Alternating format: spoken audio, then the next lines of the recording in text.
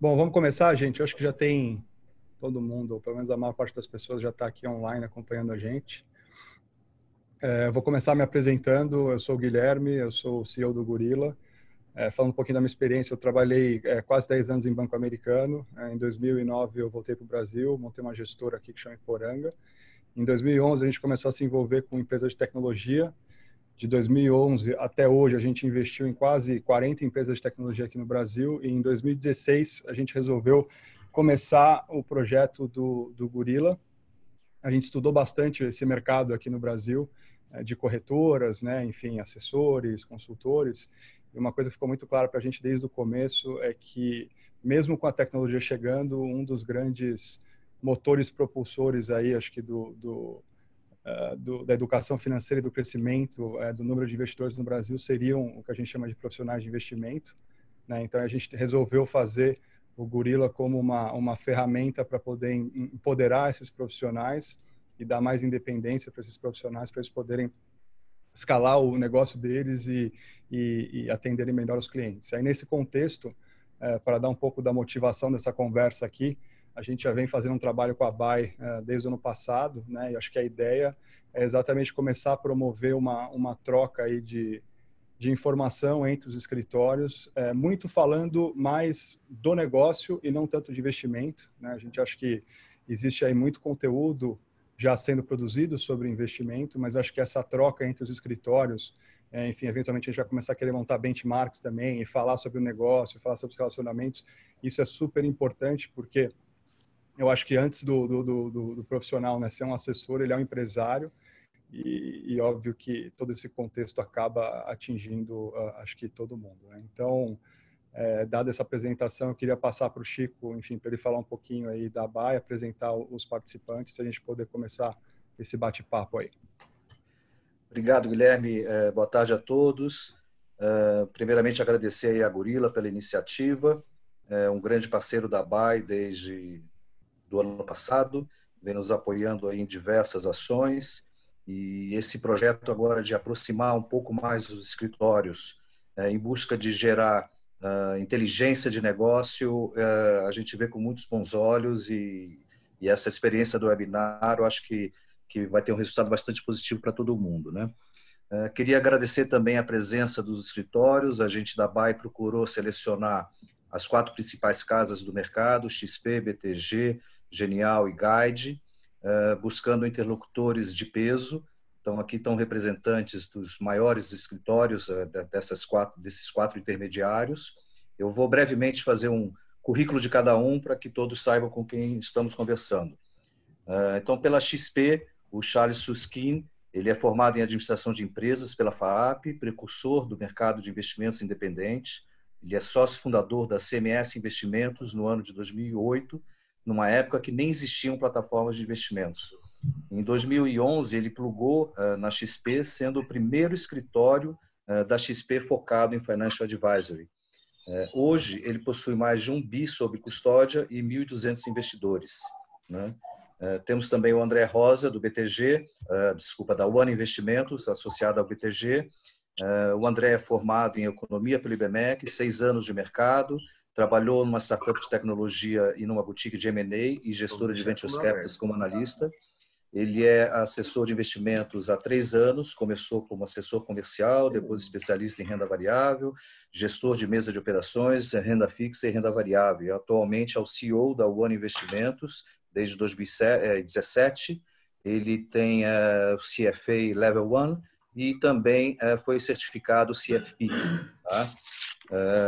Temos também a presença do Diego Ramiro, da Miura Investimentos, associada à Guide Investimentos. Ele é formado em Relações Internacionais e Economia pela Faculdade de Campinas, MBA em Negócios Internacionais, também pela mesma faculdade, atua como agente autônomo desde 2007.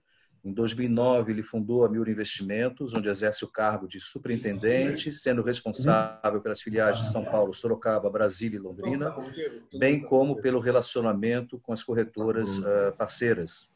Ele é professor de pós-graduação nas disciplinas de Finanças Avançadas na Universidade Paulista e presidente da BAE.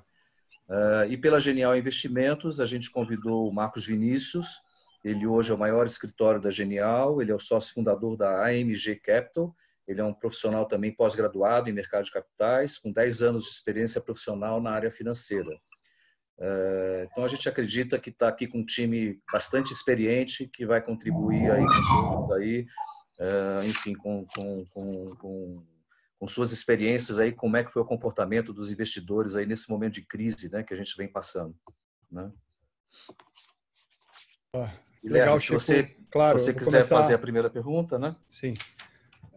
Bom, então, fazendo a primeira pergunta, alguns escritórios viram, a gente fez uma pesquisa aí, enfim, antes do webinar, acho que a gente conseguiu um pouco mais de 30 escritórios aí preenchendo, né? E um ponto interessante das perguntas que a gente fez ali da amostra é que, apesar da gente ter, obviamente, tido uma perda de patrimônio líquido aí, na maioria dos escritórios, todos tiveram a captação de cliente. Eu queria saber se vocês também viram esse movimento, se vocês acham que, enfim, o impacto na base de clientes ele já aconteceu, ou se é uma coisa que pode ser sentida aí um pouco mais no médio prazo. Quem começa aí, Gui? Escolhe aí, vai. Pode falar, pode começar aí, Charles.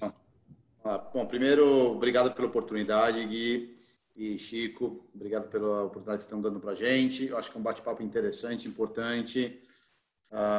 Dado o cenário que temos vivido no dia a dia, todos nós, sabemos que não só a gente, mas muitos outros mercados têm trabalhado muito mais, e eu falo que a gente está trabalhando muito mais e produzindo muito menos. Eu conversei com um amigo e cliente ontem, advogado, e ele falou, então, ele e os sócios dele estão trabalhando muito mais, só os sócios estão indo no escritório, mas a produtividade é muito baixa, porque é muito mais resolver problema do que produtividade. Mas em relação a essa pergunta aí, direcionando a ela, a CMS ela começou num momento muito complicado, que foi o ano de 2008. Então, 2008 foi a última grande crise que tenhamos vivido, e a gente começou no primeiro semestre do ano. Então, pegamos uma crise justamente na veia. E era um momento onde a decisão óbvia seria: para com isso, vai fazer outra coisa da vida, porque esse mercado está complicado para você desenvolver nesse momento. E como o Chico introduziu, nem existiam plataformas naquele momento. Então, a gente fazia toda a consolidação da carteira de cliente, era cadastro para cada aplicação. Vocês podem imaginar a dificuldade que foi em 2008 e seguir acreditando nesse projeto. E aí a gente se plugou na XP em 2011 e vamos embora, o mercado vem se desenvolvendo bastante. Até agradecer os outros participantes, o André, o Diego e o Marcos, porque apesar de estar em plataformas diferentes e escritórios diferentes, eu considero que o que a gente está fazendo é desenvolver um mercado ainda muito incipiente no Brasil, já que o dinheiro ainda é concentrado nos bancos. Então, muito mais do que concorrentes, eu acho que somos todos desenvolvedores desse mercado, ajudando a mudar essa realidade. E aí, dito tudo isso, o dinheiro continua nos bancos.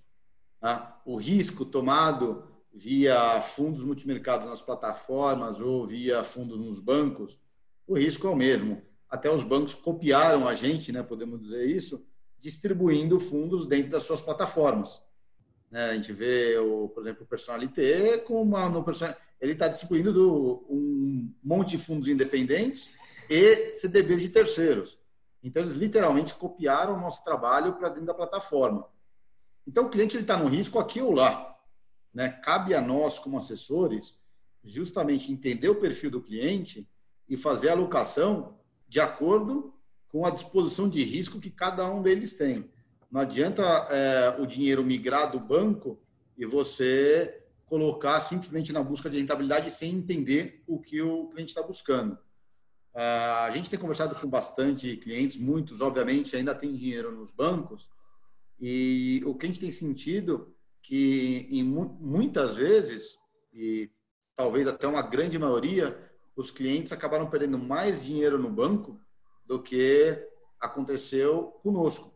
Porque a gente sempre teve um cuidado, uma preocupação na distribuição de carteira, olhando correlação de fundos, olhando justamente a distribuição, porque se você tem uma correlação muito grande, você não tem diversificação. Você pode ter 10 fundos e todos tenderem na mesma direção. Isso não é asset allocation, isso aí é dividir em fundos iguais, basicamente.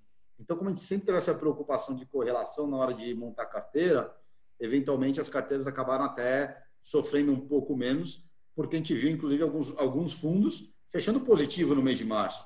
Lembrando que o mês de março foi essa crise já é conhecida como a crise mais rápida da história. Nunca os mercados caíram tanto num espaço de tempo tão curto. Enquanto que aqui a gente demorou um mês para a Bolsa cair 30 e poucos por cento, quase 40%, ao longo do ano de 2008, ela levou cerca de 4 meses para ter a mesma queda. Então, a amplitude foi muito grande num período muito curto. E aí, justamente, ter essa preocupação de distribuição da carteira do cliente, isso tem ajudado nas conversas, e a gente tem visto justamente o feedback de que muitas vezes no banco eles aceleraram muito mais o risco na busca desse retorno, já que essa crise foi uma crise exógena e absolutamente pegou todo mundo de surpresa. Não é algo que veio se construindo. Ela caiu de repente de paraquedas e afetou todo mundo de uma vez só. Então você está sentindo que é mais um momento de oportunidade, assim, tanto de forjar relação com o cliente como, enfim, de captar cliente mesmo? Ou você acha que a gente teve esse primeiro choque e aí o aftershock pode ser, enfim, pode ser um negócio um pouco mais complicado? Não, pelo que a gente tem visto, a nossa proximidade com o investidor é muito maior do que a proximidade que os bancos têm, pelo menos dentro do foco a principal escala que a CMS trabalha. A gente trabalha com clientes, a maioria deles entre 1 milhão e 20 milhões de reais. Esse cliente está numa divisão no banco, e isso eu posso falar com propriedade, que a gente trouxe 4 pessoas que vieram de um banco atendendo justamente esse perfil de cliente. Elas atendiam entre 250 e 300 clientes. É humanamente impossível alguém atender direito 250, 300 clientes neste âmbito de investidor, onde é um investidor que demanda e ele necessita uma proximidade maior, dada a carteira que ele tem. E aqui a gente tem, de acordo com o tamanho das carteiras, a gente tem um máximo de clientes, de até 150 clientes que um assessor pode atender. Então, a gente consegue ter uma proximidade com ele muito maior do que o banco. O banco está pensando em tamanho, em escala. A gente está pensando em qualidade, em proximidade de atendimento. E isso gera uma diferença muito grande e isso acaba gerando oportunidades. Como você mesmo comentou em relação à pesquisa, Gui, a gente teve captação líquida no mês, a gente teve novos clientes captados no mês. Então, o trabalho continua. O dinheiro está alocado. Em algum lugar, esse dinheiro está. O que está no banco, o que já veio para cá, o que não veio ainda para as plataformas, tem muito dinheiro potencial para a gente trazer e atender esse cliente, já que o banco não consegue dar a proximidade de atendimento que a gente consegue, já que a gente está muito mais preocupado na qualidade do que na alavancagem operacional que os bancos têm e socando o cliente a rodo para um único assessor ou um único banker atender. Eu acho que isso faz uma diferença muito grande e isso gera oportunidades para a gente, sem dúvida. Legal. Vocês também estão vendo isso, Marcos, André, Diego? Posso falar? Quer seguir? Pode ir. Tá, acho que falando um pouquinho aqui da One e do caminho que a gente percorreu, a primeira coisa que a gente fez quando esse cenário se desenhou foi buscar as principais referências, tanto aqui no Brasil quanto nos Estados Unidos, de empresas globalmente reconhecidas de consultoria. Então, a gente anda lendo muito relatórios aí da McKinsey, da Bain Company, e a gente tentou entender um pouco o que os CEOs e os donos de empresa estão fazendo ao redor do mundo quando eles perceberam a dimensão que o Covid-19 teria tanto no lado econômico, macro, quanto nas empresas individualmente. Então, o primeiro ponto que esses relatórios coincidem, assim, a mensagem que eles passam, é que o primeiro ponto é você montar essas salas de guerra e se preocupar, em primeiro lugar, com as pessoas. E nas pessoas, a gente está envolvendo aqui tanto os sócios da One quanto os clientes, né? Todas as pessoas, todos os eventuais stakeholders da empresa que são importantes para o negócio. E, em segundo lugar, acessar de forma mais rápida possível uma eventual crise de liquidez. né? No nosso caso aqui, felizmente, acho que no mercado de investimentos em geral, a gente não está sofrendo como um restaurante está sofrendo, certamente, apesar de ter algum impacto nesse âmbito também. Então, depois que você cuidou das pessoas e cuidou de eventuais crises de liquidez ou momentos de um estresse muito maior do que o que se esperava, aí você pode partir para olhar a crise como uma oportunidade. Então, aí você pode colocar os projetos que talvez estavam andando a 60 por hora, eles possam andar a 100 por hora, porque agora o senso de urgência foi reforçado e nós precisamos entregar esses projetos de forma mais rápida. Então, falando um pouco assim do nosso resultado em março, a nossa captação não diminuiu, não só tivemos captação líquida, como ela foi relativamente parecida com a nossa média dos últimos meses, e em abril o nosso pipeline aponta que esse número será parecido. Então, acho que a mensagem principal nesse âmbito da captação, para os escritórios que conseguem enxergar essa crise como oportunidade, dado que você não tem uma crise de liquidez, dado que seus sócios estão bem cuidados e dado que os seus clientes estão bem cuidados, é lembrar que o nosso diferencial competitivo não muda com a crise, né? O nosso diferencial continua sendo muito mais valioso do que o diferencial que um banco tem no atendimento das 600 carteiras que o gerente tem, e que se a gente demorou uma semana para falar com o nosso cliente, ou 3 dias, ou 2 dias, imagine quanto tempo o banco demorou. Então, se a gente tem esse core aí bem administrado, isso não muda, né? Podem vir outras crises que, tendo esse diferencial como um fundamento, vai ter sempre oportunidade em relação à captação. Receita é uma vertente um pouco diferente, mas em relação à captação, acho que a nossa experiência foi um pouco dessa. Legal, é bom saber. Só uma coisinha, gente, avisando aqui, quem está participando do webinar, você tem um botão ali embaixo, Q&A, para poder fazer pergunta. Se vocês quiserem ir escrevendo perguntas, no final a gente vai deixar um tempinho aberto aí para responder aí, enfim, as perguntas do pessoal que está assistindo. Ô Chico, se quiser ir partir para a próxima aí. Tá no mudo, Chico. Dando sequência, queria entender também do Diego e do Marcos, né, um pouco como é que eles estão vendo a diferença do comportamento dos clientes, né, como foi na crise financeira de 2008, né, e para a crise atual. Se vocês perceberam algum amadurecimento por parte deles na tomada de decisão. Bom, vou falar um pouquinho aqui da MG. O pessoal já falou bastante coisa e acredito que todos nós aqui, os escritórios, a gente vai trabalhar com esse modelo de asset allocation, respeitando o perfil do cliente, analisando aquela relação de risco-retorno. E o mês de fevereiro e março tivemos um mês relativamente bom, ok, tá? Fechamos aí com uma captação líquida positiva, tivemos abertura de conta. Eu, por acaso, tive ali umas 7 indicações no mês de março, tá? Então, é muito interessante, porque está muito em linha com essas informações que a gente tem visto. Você pega a indústria de fundos de ações, teve uma captação líquida positiva de 8 bilhões. Pessoa física em bolsa ingressou com 15 bilhões. Então, tudo isso está refletindo nos nossos clientes que trouxeram novos recursos, fizeram indicações. No geral, tivemos uma experiência positiva, tá? No mês de fevereiro e março.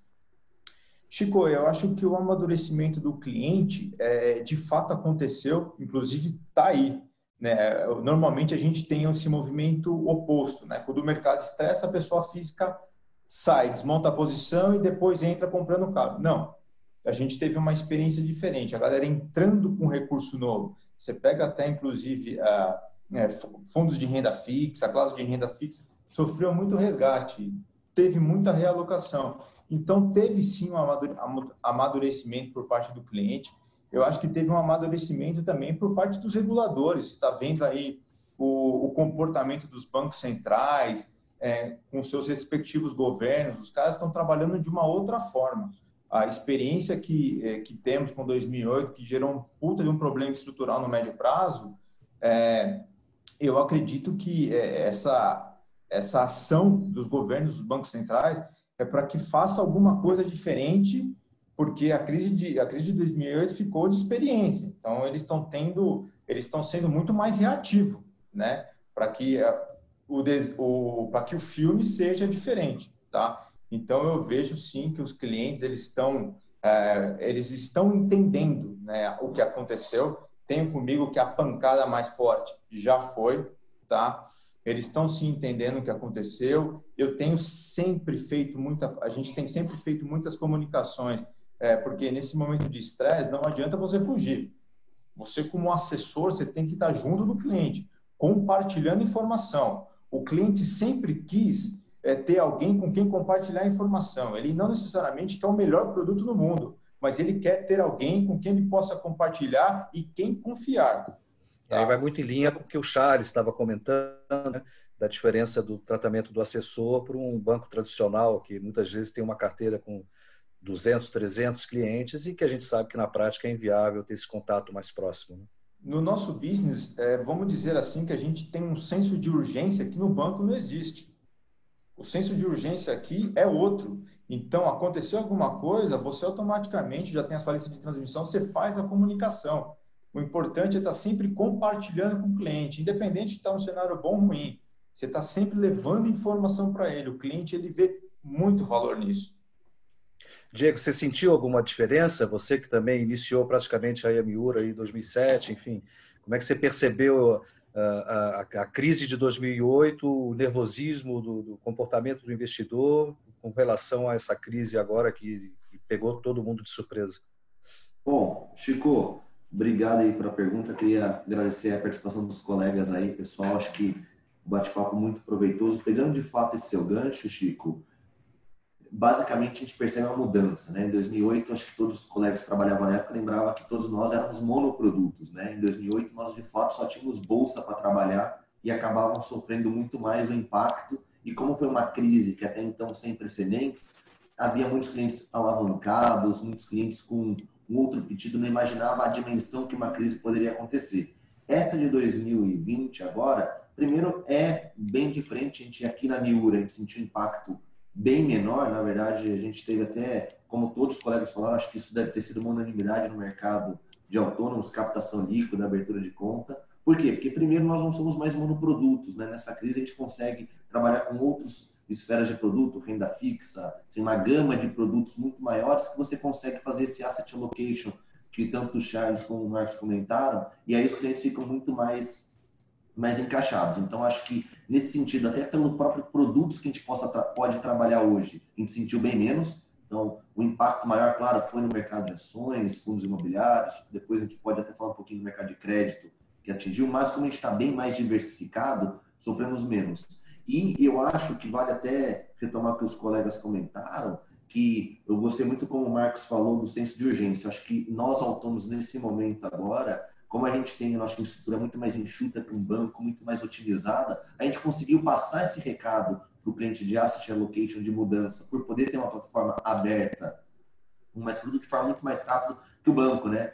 Eu brinco aqui que o pessoal do banco, a gente está trabalhando até as 2 horas da tarde, que é o expediente bancário. Tenho certeza que todos os meus colegas estão participando. Antes das 8 da noite, ninguém termina. E se bobear, tem um WhatsApp de noite, de manhã, 6 horas da manhã, respondendo para todo mundo. Hoje não. Dia de banco até as 2, se quiser amanhã, aí só fica para outro dia.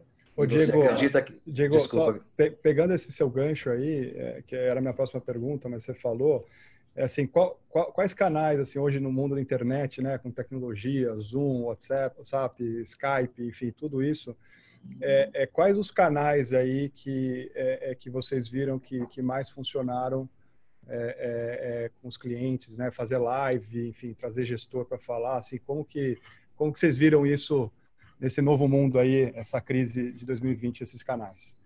Bacana. Legal, Gui. Até vou pegar o que o André comentou da One. A gente agora, primeiro assim, o autônomo ele já se mostrou que ele tem a capacidade de se reinventar, né? Na crise de 2008, tomou tungado em bolsa, depois começou a vender muita renda fixa, mercado de juros de 14 foi para 3, depois começou a trabalhar com oferta pública, secou, a gente vai se reinventando. A mesma forma de se comunicar com os clientes, né?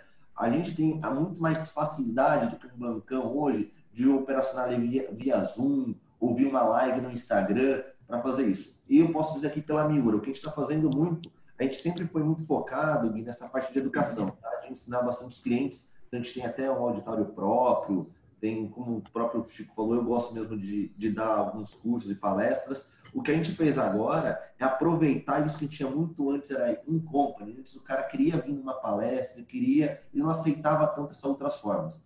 A partir do momento que esse convívio social passou a ser obrigatório, essas ferramentas ficou como de primeira mão, e a gente começou hoje, por exemplo, a Miura tem lives toda quinta-feira agora com gestores. Então, antigamente, quando era mais difícil, Gui, eu consegui falar, eu queria te chamar para ir lá no nosso evento da BAE, em BH, para você poder falar algo a respeito lá. Você teria que ir. Agora, se eu quiser falar com você para todos os meus clientes, fazer uma live no Instagram, isso resolve. Então, acho que adiantou muito. Isso veio para ficar. Eu acho que mesmo acabando esse isolamento, essas novas formas de comunicação dos autônomos com palestras virtuais, com chats, vai ser muito melhor porque mostra para os nossos clientes que eu estou aproximando ele da ponta final, é do gestor ou daquele dono de plataforma ou de tecnologia. Então, isso vem. Aqui para a gente, basicamente, Zoom, Skype, WhatsApp e lives no Instagram são o que a gente está usando e está tendo um bom resultado até.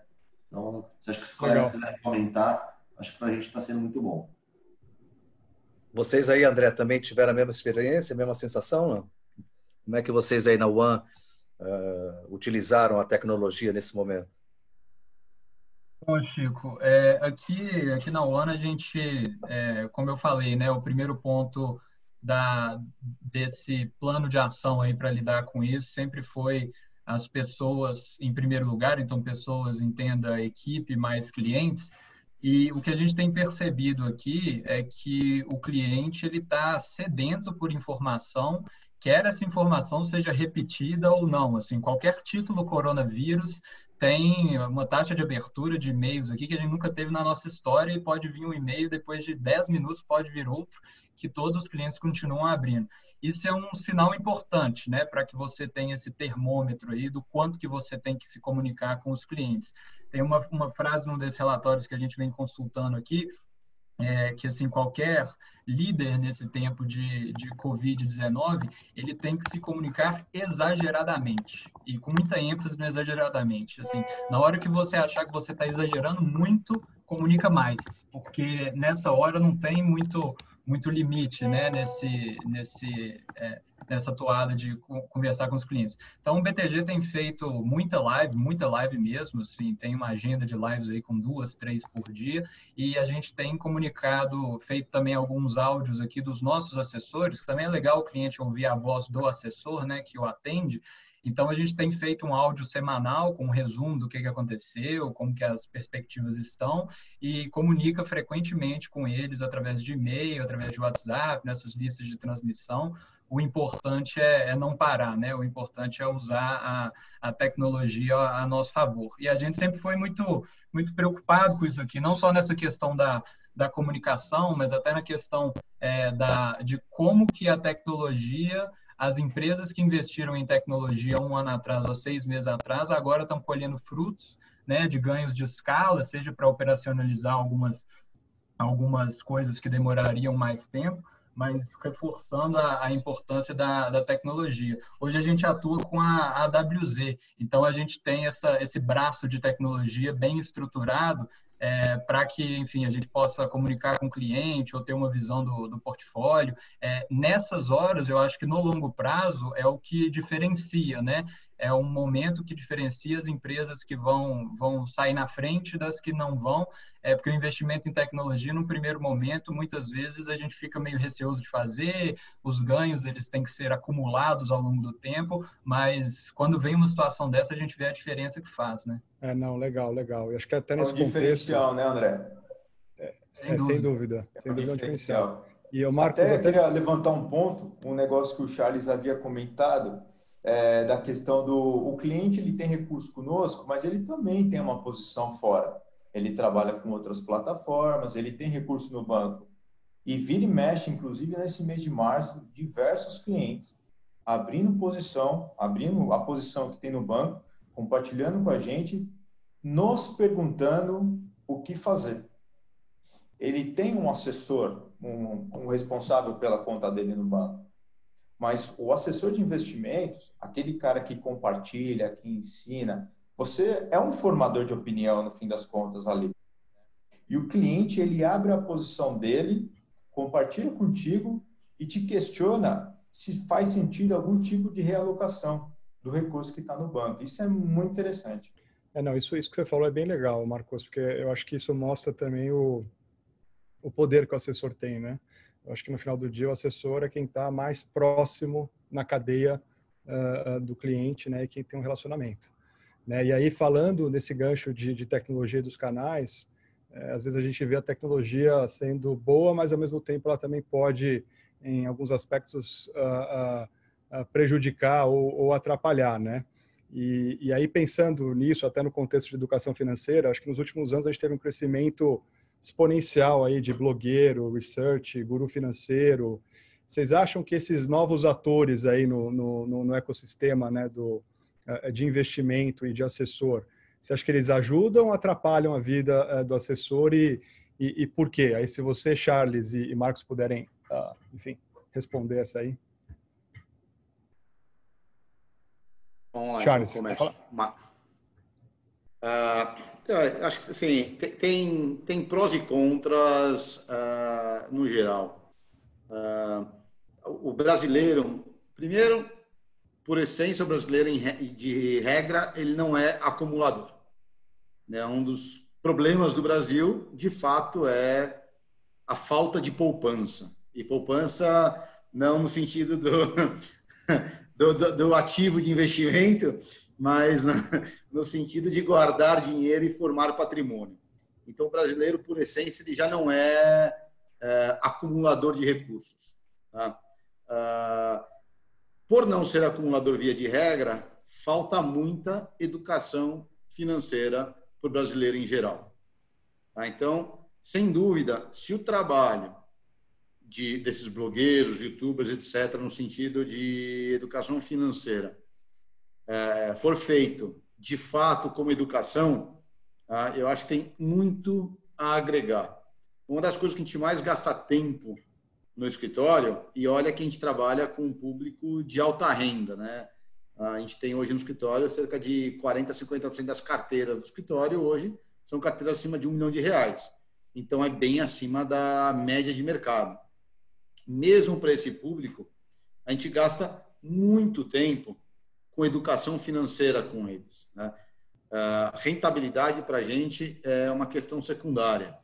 Óbvio que é o objetivo e a obrigação do nosso trabalho. Mas não adianta você falar em rentabilidade sem entender riscos, sem entender oportunidades, sem entender como o seu capital está sendo alocado, tá? A gente brinca aqui na CMS que a gente não quer o investidor crente. O que é o investidor crente? Aquele lá que reza todo dia para dar certo, né? E não é o nosso trabalho fazer o investidor crente, como que o André comentou até, essa questão de conversas com gestores. Nas últimas 3 semanas, no último mês, uma das coisas que a gente mais gastou tempo foi conversando com o gestor. O que você fez ao longo da crise? Você aumentou o risco da carteira? Diminuiu o risco da carteira? Tem hedge? Não tem hedge? Por que foi bem? Por que foi mal? Uma das coisas que a gente se preocupa muito é justamente em risco da carteira. Então, a gente conversou com muito gestor, por exemplo, que eles diminuíram o risco da carteira, e não porque eles diminuíram o risco porque não estão confiantes quanto ao cenário, esse tipo de coisa, mas porque eles sabem que eles têm um fundo que, dentro da estratégia do fundo, e estratégia não é regulamento, tá? Tem uma diferença grande entre as duas coisas. Ele busca uma volatilidade, vamos dizer, de 4 a 7, 4 a 8, e qualquer coisa que buscar uma volatilidade de 4 a 8, ou que buscava volatilidade de 2, qualquer volatilidade que você buscava, ela foi extrapolada ao longo do mês de março, sem ele ter aumentado o risco da carteira. Então, não foi ele aumentar o risco que extrapolou a volatilidade objetivo dele. Foi a mudança da volatilidade de mercado, que bateram recordes históricos. Então, o que aconteceu? A gente viu muito gestor adaptando, reduzindo o tamanho de carteira para adaptar elas à volatilidade atual do mercado. E a gente viu outros gestores, eventualmente até aumentando um pouco o risco de carteira. Se ele tinha 10% de bolsa, a bolsa caiu 40%. Então, a posição dele de bolsa passou para 6%. A volatilidade explodiu. E tem gestor que pegou e aumentou um pouco. Não voltou para os 10% que tinha antes, mas aumentou um pouco, tá? Acho que uma das frases mais tristes que eu ouvi dentro de conversa com o gestor foi: e aí, você adaptou a tua posição de bolsa, o que você fez? A resposta que eu ouvi foi: o mercado me adaptou. Então, se eu tinha 10, eu caí para 6. Bom, não é a resposta que a gente espera de um gestor, né? A gente espera justamente uma gestão ativa na tomada de decisão e não o mercado decidir por ele qual o tamanho de bolsa dentro de um fundo. Mas você viu muito cliente falando, pô, o Research A falou aquilo, o Research B falou aquilo, aquele blogueiro falou não sei o quê. Isso, de certa forma, entrou no teu mundo? Ou é um negócio que, putz, os clientes nem mencionam, né? Está totalmente fora da realidade? Não, isso é uma coisa que... Acho que isso já acontece há algum tempo, tá? Não é de agora. Eu acho que a quantidade de blogueiros e educadores online tem crescido. Acho que tem bastante gente ouvindo essa turma. Eu não acho que isso tem um impacto muito relevante hoje no dia a dia. Acho que, como eu falei, a educação financeira ainda é baixa. Não sei, ainda tenho minhas dúvidas quanto que o público busca essa informação de fato. E por isso que a gente gasta muito tempo educando o nosso investidor em relação a estratégias e riscos e oportunidades. Mas que isso tem crescido e tem impactado no nosso dia a dia, tem, porque ele ouve isso, ouve alguma coisa na rádio, ou vê um desses blogueiros e vem perguntar para a gente. E eu acho que aonde eu vejo um mau serviço nesse sentido é quando fala, compra ação A, ação B, ação C. Eu não sou analista de ações, nenhum dos nossos colegas aqui são analistas de ações. Se a gente é assessor, não temos tempo para analisar se vai comprar ação A, B ou C. E até com isso, as casas de research nos ajudam muito na tomada de decisão. A gente mesmo é adquirente desse tipo de serviço para buscar várias opiniões e ajudar a gente nessa tomada de decisão. Então, eu vejo a parte em que isso ajuda o nosso trabalho, e ajuda bastante, e tem a outra parte que atrapalha, que é as figurinhas premiadas, né? Que faz isso, faz aquilo que você vai ganhar dinheiro. Se fosse tão simples assim, só tinha milionário, né? Não tinha ninguém no mercado financeiro perdendo dinheiro. Então, às vezes atrapalha um pouco porque ouviu, porque tem que comprar isso, agora tem que comprar fundo imobiliário, agora tem que comprar ações. E no começo do ano, o call geral, isso, research e bancos e plataformas era compre ações, compre ações, compre ações. O call de começo de ano, janeiro, era esse. A gente foi com mais parcimônia nisso, então a gente tinha uma posição de bolsa até menor do que a gente viu no mercado em geral. Então, a gente tem um pouco de preocupação nisso, em o cliente ouvir e não seguir porque ele ouviu, porque a oportunidade agora é a hora da bolsa. Você aguenta o risco? Você tem perfil para colocar isso? Coloca devagar, faz alguma coisa mais devagar e testa se você aguenta. Porque vemos gente que queria colocar, sei lá, 200 mil reais na bolsa.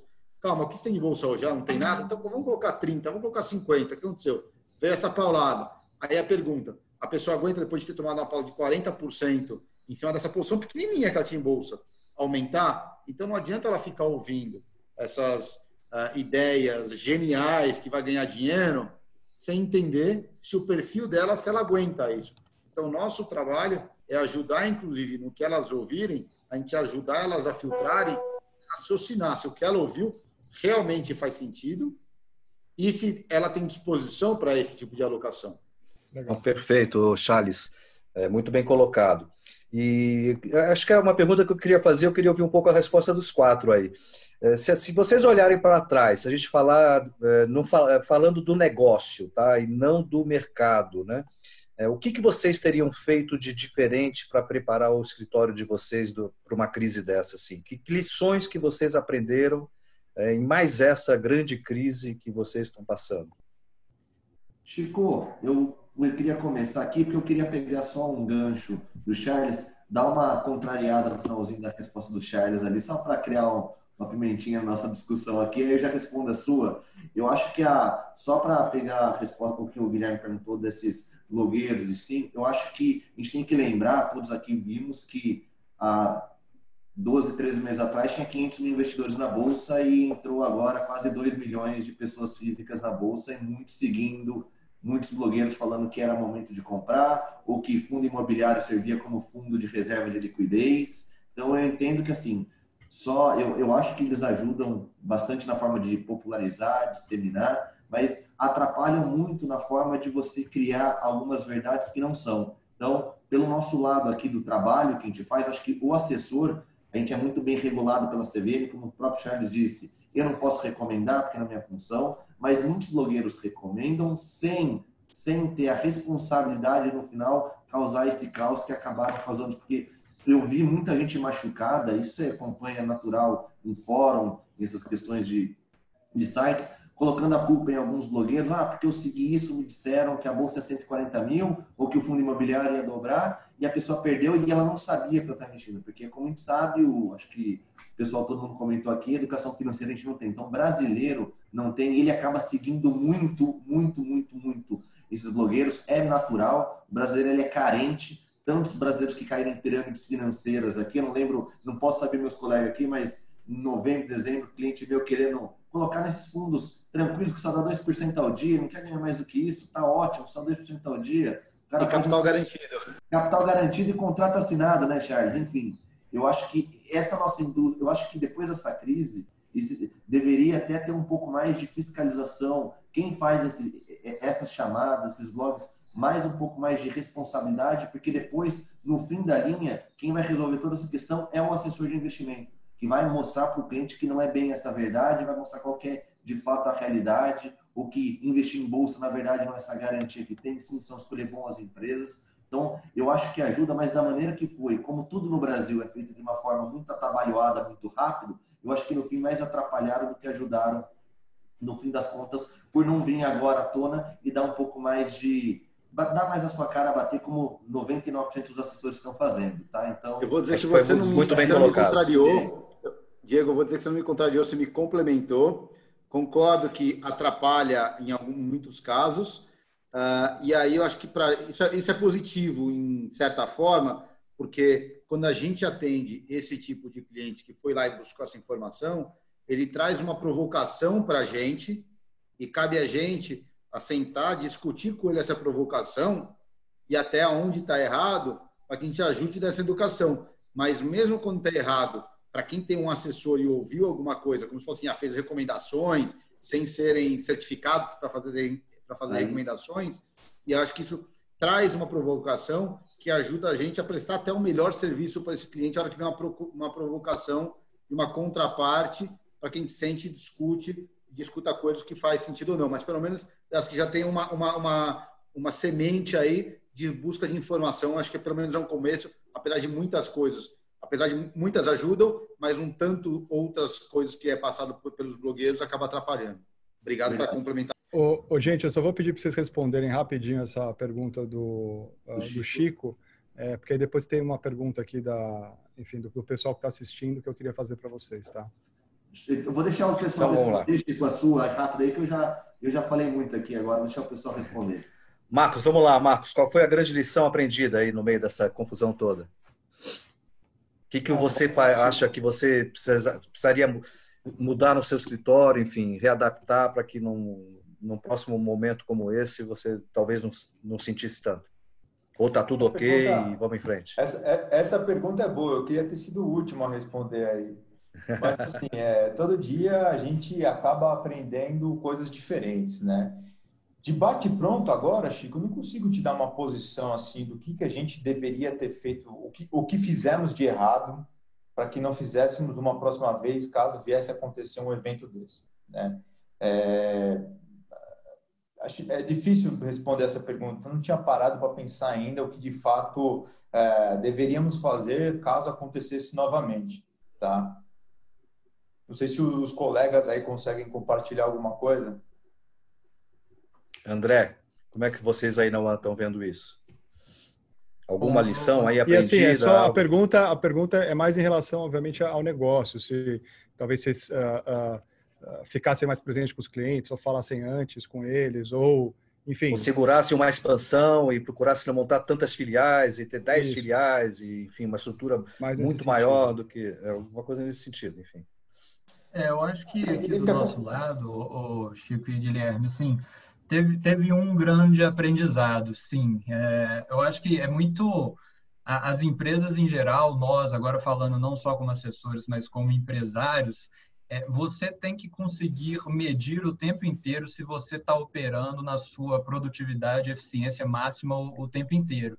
E em alguns momentos, às vezes, você está operando bem, melhor que no passado, mas você não está no 100%, e uma crise dessa vem para te dar uma porrada na cara e falar, você não estava no 100%.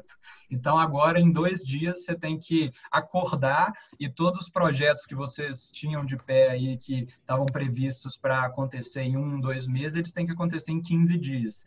Então, eu acho que esse momento ele é importante para que a gente reflita sobre algumas estratégias que poderiam ter sido implementadas de forma mais rápida. Aqui na UAN, a gente teve uma felicidade de ler esses relatórios, de se inteirar um pouco com essas pesquisas aí dessas empresas de consultoria mundial. Então, a gente pega muita ajuda de fora, né? A gente tem uma consultoria que foi, inclusive, a empresa que eu trabalhei de M&A, uma consultoria estratégica, a própria AWZ que nos presta uma consultoria estratégica de mercado. Então, o que a gente fez num primeiro momento? Assim, plano de guerra. Sentar numa sala e desenhar 3 cenários para o final do ano que podem acontecer. Um desses cenários é o cenário apocalíptico. Eu adoraria não acreditar nele, mas eu não posso deixar de tê-lo na minha gaveta, porque a gente não sabe o que vai acontecer.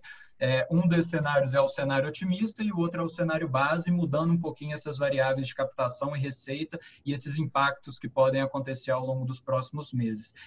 Feito isso, a gente acaba vendo que para fomentar essas variáveis que podem ser impactadas, então, eventualmente, um escritório vai ter uma captação reduzida, o outro vai ter muita dificuldade com receita, por exemplo. Às vezes, a receita estava muito concentrada em uma classe de ativo que paga o FII na cabeça. São ameaças e na verdade, são fraquezas que estão presentes dentro do negócio que você poderia se antecipar e, ano passado, por exemplo, ter optado por diversificar seu portfólio em produtos de diversas naturezas, para que isso não acontecesse. Eu não sei se vocês acompanham o Daniel Collinson, que é um consultor em Financial Advisory lá do Canadá, mas a gente conversa bastante com ele e ele sempre fala sobre criar a sua rede pessoal de relacionamento, né? O advisor ele tem que ter um advogado, contador, ele tem que ter uma rede de relacionamento, porque ele é o CFO do cliente, que é o CEO. Então, a gente acordou para esses relacionamentos de forma mais ativa agora, porque os clientes estão precisando de diversas demandas com esses parceiros. Então, se tem um grande aprendizado, eu diria, assim, é não se deixar acomodar em momentos que a crise não está aí, porque quando ela vem, ela rapidamente te diz aonde você estava acomodado e aonde você está vindo bem. Então, é mais um aprendizado geral, nada muito específico. Excelente. Charles, algum complemento? Até voltando aqui, um ponto que eu acho muito importante para todos nós que temos escritórios, somos empresários antes de assessor de investimentos, e que eu tenho comigo que fará total diferença daqui para frente é aquela constituição de caixa, né? Todos nós aí tivemos o recuo no AUM, uns um pouco mais, outros um pouco menos, mesmo tendo a captação positiva, isso, aquilo, a receita ela deve reduzir, né? Então, dentro da parte de gestão, a constituição de caixa foi fundamental. E isso na MG a gente sempre levou isso muito a sério. Do assessor ao sócio. Não tem acordo. Todo mundo constitui caixa. Todo santo mês a gente faz a constituição de caixa. E com muita cautela na utilização. Legal, gente. Então, aqui acho que nesse quesito a gente é um pouco diferente do Marcos, tá? A gente não tem caixa, nunca fizemos constituições de caixa e isso não é uma preocupação no nosso caso também, tá? A gente tem uma filosofia de trabalho e crescimento do escritório. A gente nunca foi alavancado, nunca crescemos em cima de dívida e o nosso fluxo de recorrência ele é o suficiente para pagar todos os custos, manter o escritório ativo. A gente nunca dependeu de nada de receita, vamos chamar de extraordinária, que tenha uma volatilidade muito grande, e em cima disso fazer a nossa previsão, a nossa estratégia de negócio. A gente nunca, vamos dizer assim, investiu em expansão, porque toda vez que a gente trouxe gente para trabalhar na CNS, foi porque a gente tinha carteira para passar para esse novo assessor atender. A gente nunca trouxe alguém júnior com foco de ele ter que formar carteira, sair correndo atrás de cliente, e se ele não forma carteira, ele morre de fome porque ele não tem de onde gerar receita. Então, a gente sempre, quando a gente trouxe alguém, a gente trouxe justamente já tendo carteira para passar para essas pessoas. A exceção foi que, ao longo do último ano, a gente trouxe 4 bankers que vieram de banco, só que são pessoas que atendiam clientes no banco com patrimônio de 1 milhão a 20 milhões de reais. São pessoas que elas eram assessoras dessas pessoas e não as pessoas estavam simplesmente no banco. Porque a gente é muito claro uma coisa, a gente não quer ninguém saindo correndo desesperado atrás de cliente. A gente acha que o bom tempo gasto dentro do escritório é o tempo atendendo o cliente e não prospectando. Então, a gente não tem nenhum trabalho de prospecção. Zero, absolutamente zero. Nem internet, nem indicação. A gente sequer pede indicação para cliente. A gente espera a indicação vir passivamente. Então, essas 4 pessoas que vieram de banco, uma das coisas que a gente sempre deixou claro é o cliente. É você que tem um relacionamento no banco ou você simplesmente atende ele porque você está no banco e ele é cliente do banco? Se você se vê como o assessor de investimento dele, você pode fazer uma migração, porque ele vai continuar com você, porque ele te reconhece como uma pessoa que ajuda ele a investir.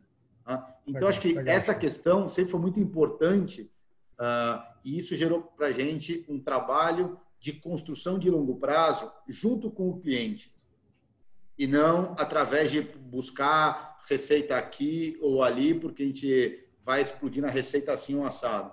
Então, a nossa receita recorrente ela é muito relevante dentro do nosso fluxo. Quando a gente tem receitas extraordinárias, é muito mais porque a gente viu naquilo uma oportunidade de alocação para o cliente do que a gente viu aquilo lá dentro de uma oportunidade de receita. A gente olha para a receita? Claro que a gente olha. Não somos papas franciscanos que a gente não liga para dinheiro. Isso seria a maior mentira que eu poderia contar para vocês. Óbvio que a gente liga para a receita. Mas para a gente a receita ela tem que estar muito ligada à oportunidade para o cliente, mais do que a oportunidade de geração de receita para o escritório. Então, a gente tem esse fluxo, traz para a gente uma tranquilidade muito grande de passar nessa fase. Porque se a gente tivesse filiais, investindo, montando filiais, onde eles ainda estavam no ramp-up de formar carteira, isso aí estaria nos trazendo, nesse momento, uma preocupação gigantesca. Em vez de trazer preocupação gigantesca nesse momento para isso, a gente consegue ter a preocupação nesse momento de estar próximo ao cliente, gastar nosso tempo atendendo o cliente, estando próximo dele, entendendo os produtos que estão investidos. Então, isso sempre nos traz essa tranquilidade. Então, acho que isso gera uma diferença legal, em relação a muitos... Não, legal. Acho que é bem pertinente esse caso da recorrência. Acho que também deve ter a ver com o momento do escritório, né? Acho que talvez escritórios mais recentes não tenham esse conforto de ter essa recorrência e até a gente vê as pessoas adotando estratégias diferentes aí. Gente, a gente está estourando o tempo. Eu só vou fazer uma última pergunta que veio aí do pessoal que está assistindo e aí a gente faz as considerações finais. É do João Machado. Ele perguntou aqui se vocês poderiam comentar brevemente o impacto das instabilidades tecnológicas nas plataformas, se isso teve algum impacto relevante no dia a dia dos assessores e clientes. E ele complementa falando que a performance de captação na classe de renda variável foi impressionante. Vocês podem comentar eventuais preocupações também dos clientes com classes de fundos de crédito privado. Então, primeiro a instabilidade, se vocês quiserem comentar brevemente aí. Acho que até complementando um pouco isso daí, né, vale destacar, não sei se vocês viram a matéria do Valor Invest, né, que dos fundos DI, né, que 30% tiveram rentabilidade negativa no período, né? Então, acho que foi na segunda-feira. Na segunda-feira, se liga educação financeira, se liga todos esses calls de gestor de realocação que você está fazendo, né, para buscar maior retorno. E, de repente, você tem uma bomba que 30% de um fundo DI conservador, que é o perfil do cliente brasileiro, da cota negativa, né, causa um tilt aí na cabeça de todo mundo. Chico, eu acho que a gente viu algumas ineficiências de mercado nesse sentido, que foi o desespero de tudo ao mesmo tempo, né? Então, saiu se vendendo tudo a qualquer preço, não interessa qual preço. Vende e dane-se, depois depois se vê. Vou dar um exemplo, por exemplo, eu estava discutindo um cliente que não está nem na CMS Capital, estava no banco, ele tem um CRI Cirela há não sei quanto tempo. O CRI Cirela é um CRI que negociava em torno de 100% de CDI. Estava vendendo, que vence daqui a 1 ano e meio, não é um CRI que vence daqui a 10 anos, estou falando até um prazo curto de uma empresa de primeiríssima linha. Estava se negociando o CRI Cirela, isento de imposto de renda, a 150 do CDI. Então, uma ineficiência, é um desespero de mercado, onde muitos ativos perderam completamente a base de negociação. É simplesmente precisa vender. Precisa vender, não interessa o preço. E isso impactou demais em muitos fundos DI. Hoje eu estava trocando ideia justamente com o gestor de um fundo DI que apanhou bastante. O Carré, ele é um fundo high grade, só tem ativos high grade. Dentro do preço de mercado, na carteira dele, esses ativos, ele tem uma carteira média, com o que caiu o preço dos ativos, um carrego de CDI mais 2,5, um fundo DI. É inimaginável um fundo DI, liquidez de zero, carregando ativo de CDI mais 2,5. Mas é CDI mais 2,5 porque ele tem ativos ruins ou porque os ativos estão mal precificados, dada a falta de liquidez do momento? Acho que isso é uma questão importante. Teve ativo de bancão negociando a 120, 130 do CDI. Uhum. Coisas inimagináveis há 2 meses atrás. Então, acho que a gente está vendo... Teve um deslocamento de preço importante, né? Eu acho que a falta de liquidez, mais deslocamento de preço, foi a falta de liquidez. Muita gente vendendo muito rápido, a qualquer preço, simplesmente para se desfazer de crédito privado. E aí é separar o joio do trigo. Tem muitas oportunidades aí. E qual que é o risco do crédito privado nesse momento? A gente não sabe se a gente vai ficar no lockdown mais 1 semana, mais 2 meses, mais 3 meses. Quanto mais tempo, maior o risco, porque menor a geração de caixa das empresas ao longo dos próximos meses, sendo que os custos continuam, seja aluguéis, sejam salários, sejam todas essas partes de custos que continuam. Eu acho que shopping, acho que é um exemplo interessante. Ele tem contrato de longo prazo de energia. Mesmo que ele está fechado, mesmo que ele tenha demitido, particularmente sou contra a demissão, acho que a gente tem que segurar os funcionários o máximo que a gente consegue, porque normalmente os funcionários são as pessoas de menor capacidade de reposição de renda. Então, o que a gente conseguir segurar essas pessoas que são os mais vulneráveis, melhor. Só que você pega um shopping, ele tem que dar explicação para um fundo imobiliário de shopping. E aí ele tem que contar de longo prazo de energia. O exemplo do shopping é bastante interessante. Até recentemente eu vi que um juiz de Campinas e outro de Brasília deram liminar para que os locatários não pagassem o aluguel nesse período de lockdown. Ou seja, olha o impacto que isso pode ter caso esse shopping esteja lastreando algum fundo imobiliário. Você tem impacto disso, de vai pagar ou não vai pagar aluguel. Você tem impacto de que a segurança tem que continuar, porque as lojas estão lá, é responsabilidade do shopping. Você tem, como eu falei, energia, ele tem que contar de longo prazo. Mesmo que ele não está usando energia, ele tem contrato de longo prazo para ele não estar exposto ao mercado à vista e às oscilações de preço de energia. Você pegar indústrias e um tanto de outras coisas. Então, como que isso vai impactar no crédito vai depender também de quanto tempo a gente vai ficar nisso. Você tem empresas que têm muito caixa, tem outras empresas que não têm tanto caixa para sobreviver. Então, você tem o joio e o trigo aí. Tudo caiu junto, que nem bolsa. Todo mundo caiu 40%, tem empresas que caíram 60%, empresas boas. Primeiro caiu tudo. Agora começa a fazer separação. Quem é mais vulnerável e quem tem maior capacidade de passar isso por um prazo mais longo. Ramiro, você está com essa mesma ideia? Não?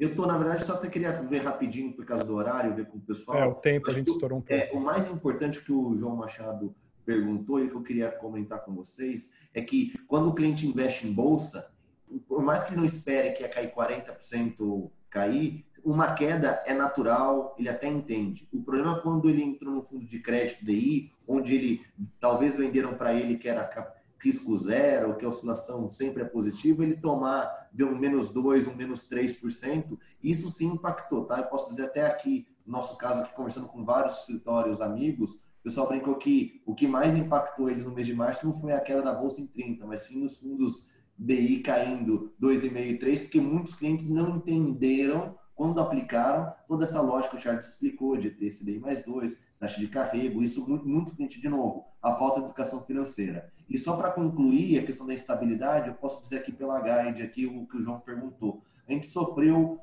basicamente, João, nos dias de circuit break, tá? Aqui a instabilidade na Guide foi forte nesses dias, alguns clientes reclamaram de não conseguir pôr a ordem naquele momento, mas aí eu acho que não foi só questão da plataforma que eu uso, acho que a indústria toda teve isso, porque, de novo, o Brasil não está preparado hoje, até a gente viu relatórios da B3, pelo volume que foi, né? Passamos os 500 mil CPFs para 2 milhões, a infraestrutura devia ter se adaptado, as plataformas também. Acho que isso fica de lição de aprendizagem também aí para todas as plataformas. Acho que era só esse comentário que eu queria fazer, se alguém quiser comentar. Obrigado, Guilherme. Valeu, Diego. Gente, a gente já estourou o tempo, então acho que vamos ficando por aqui. Eu vou deixar só o Chico fazer umas considerações finais aí. Eu acho que, falando um pouco do lado do Gorilla, o nosso intuito aqui é fomentar cada vez mais esse tipo de discussão, é começar a criar mais benchmarks na indústria, né, até para ajudar players em diferentes estágios, sejam escritórios mais maduros, escritórios que estão começando, exatamente a se posicionar para pegar esse grande mercado aí, que é o que o Charles falou no começo, né, que eu não acho que é uma competição aqui, é todo mundo, teoricamente, indo atrás do grande bolo aí, oferecendo, obviamente, um serviço muito melhor para o cliente e com um alinhamento de interesse muito maior também. Então, dito isso, eu deixo aqui o Chico fazer as considerações finais e agradeço a participação de todo mundo e todo mundo aí que participou do webinar assistindo também. Obrigado, Guilherme. Em nome da BAE, agradecer a todos, agradecer especialmente você aí pela idealização e realização desse primeiro evento nosso, com um debate bastante rico aí com os participantes muito capacitados aí para estarem, enfim, interagindo, inclusive com os ouvintes, né?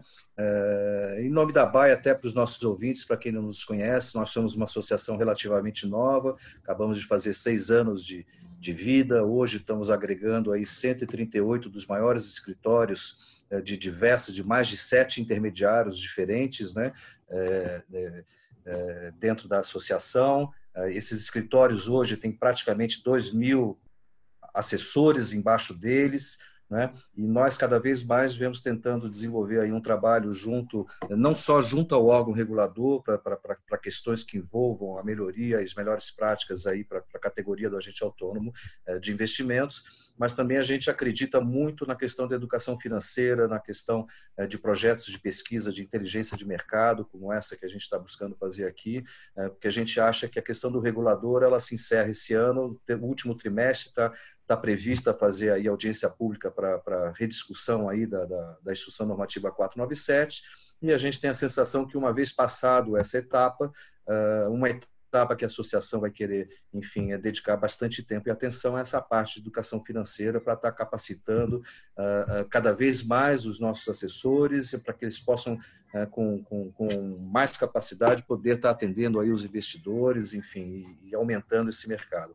Como foi dito aqui, ainda há um volume enorme de recursos de investidores atrelados aos bancos tradicionais, então a gente acredita que tem um oceano pela frente aí nos próximos anos para que a gente possa navegar, crescer, se estruturar e, quem sabe, até um dia se autorregular. Então, assim, de novo, obrigado, Ramiro, obrigado, Charles, Marcos, André. Acho que foi muito rica essa discussão e a gente vai extrair bastante coisa boa daqui. Legal. Muito obrigado, gente. Obrigado pela oportunidade. Guilherme, parabéns pelo evento. Chico, parabéns pelo trabalho na BAE. Colegas aí, Marcos, Diego e André, parabéns aí todo mundo pelo desafio de desenvolver o mercado e boa sorte para todos aí. Rezar para que passe logo e voltemos a nossas vidas normais. É isso aí. Obrigado, pessoal. Valeu. Obrigado, gente. Obrigado, Guilherme. Obrigado, Tchau, Chico. tchau. Obrigado, colegas. Até mais. Até mais. Obrigado. Falou, gente. Tchau.